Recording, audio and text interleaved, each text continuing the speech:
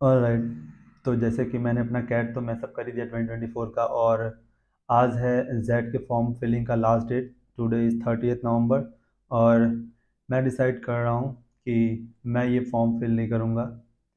आप लोग को ये बहुत फुलिश भी लग सकता है कि क्या बात कर रहा हूँ, क्योंकि 2 ढाई महीने की मेहनत के बाद अगर 1 महीना और पुश करूँ तो मे भी कुछ अच्छा हो सके।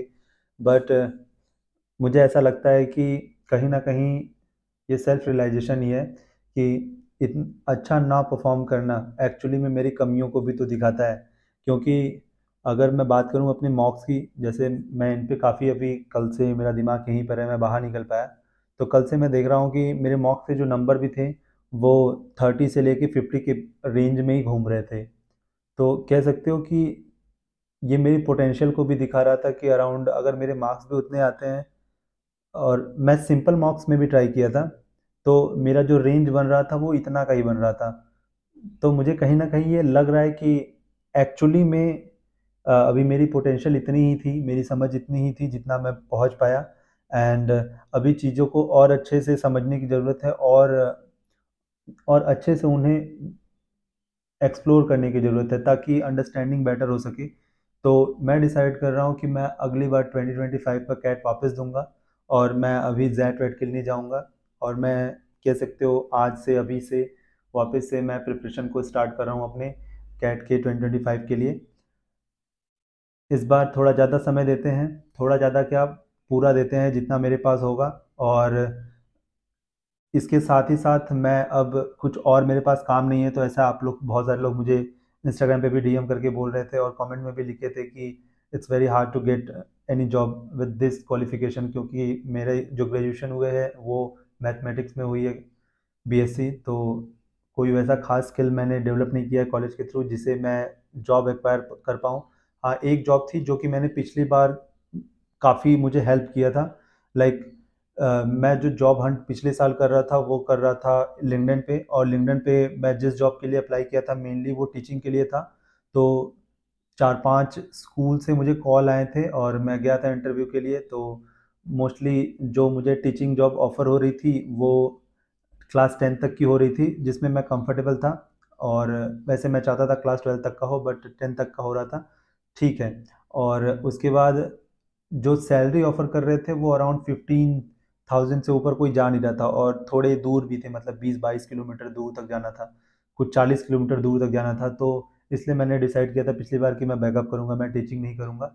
और इस बार भी मैं अब टीचिंग नहीं करूँगा, और जो चीज़ें होंगी मैं उन्हें लिंक्डइन के थ्रू ही एक्सप्लोर करूँगा। इस समय जो मेरी एक्सपर्टीज़ है जिसमें मैं ज़्यादा से ज़्यादा कंफर्टेबल हूँ, जैसे online content creation, social media marketing, इन सब चीज़ों की स्किल को मैं और डेवलप करूँगा, और लिंक्डइन के थ्रू इन्हीं सब जॉब को हंट करूँगा।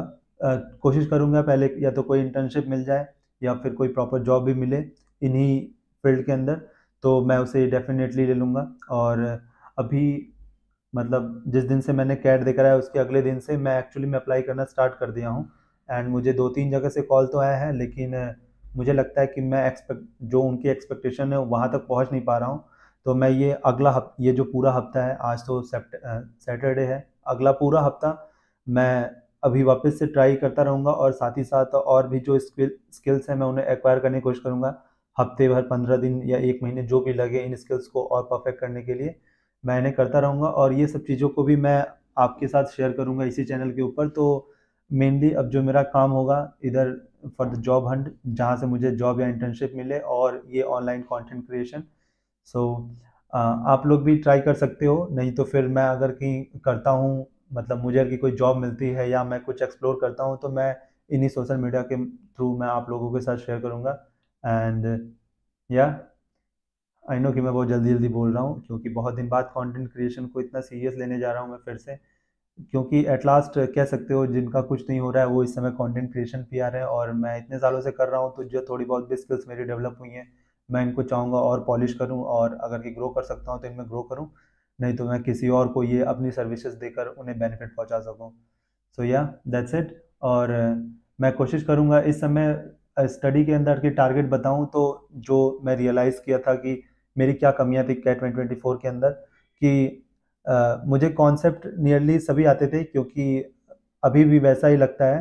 पर लॉन्ग मेथड से या तो बहुत ही स्लो मैं सॉल्व करता था, मैथ्स की स्पेशली बात कर रहा हूँ, जस्ट बिकॉज मैं कैलकुलेशन उतना फास्ट ही नहीं किया था। तो इस समय मैं पहला ये जो 1 वीक है मैं इसको डेडिकेट करूँगा अब अपने वैदिक मैथ को इम्प्रूव करने के लिए, जिसके अंदर जो भी बेसिक कैलकुलेशन वाली चीज़ें होती हैं मैं उनको थोड़ा फास्ट करने की कोशिश करूँगा।